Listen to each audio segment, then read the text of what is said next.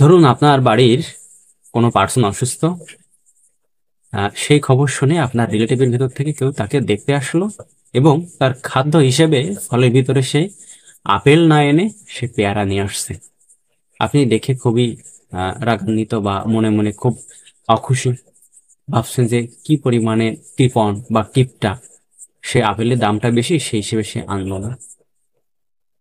তো এই ক্ষেত্রে আপনার চিন্তাটা কতটুকু পজিটিভ এবং আসলে রোগীর জন্য পেয়ারা কতটুকু উপকারী এবং আপেল কতটুকু তার জন্য উপকারী সে বিষয়ে বিস্তারিত পার্থক্য বলবো।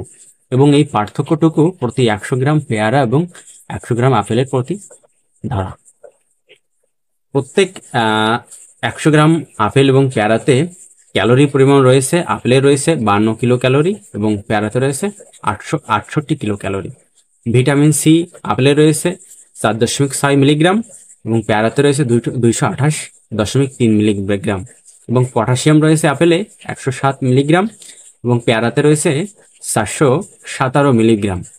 এবং ম্যাগনেসিয়াম রয়েছে আপেলে 5 মিলিগ্রাম এবং পেয়ারাতে রয়েছে 22 মিলিগ্রাম। ক্যালসিয়াম রয়েছে 6 মিলিগ্রাম এবং পেয়ারাতে রয়েছে 18 মিলিগ্রাম। ফাইবার যেটা আঁশ, সেটা আপেলে রয়েছে 2.4 গ্রাম এবং পেয়ারাতে রয়েছে 5.4 গ্রাম।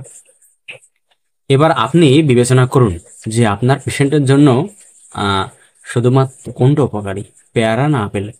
আপনি দাম দিয়ে কোনো খাবারকে বিচার করবেন না, কারণ আমাদের আবহাওয়া অনুযায়ী, ওয়েদার অনুযায়ী আমাদের জন্য বেস্টই হচ্ছে পেয়ারা। ধন্যবাদ। তেমন ধরনের আরো ভিডিও দেখতে চাইলে ডক্টর সত্যজিৎকে ফেসবুক, টিকটক, ইউটিউব এবং ইনস্টাগ্রামে ফলো দিয়ে পাশে থাকতে পারেন এবং এমন ইম্পর্টেন্ট তথ্যটি সকলকে শেয়ার দিতে, জানিয়ে দিতে শেয়ার করতে পারেন। ধন্যবাদ।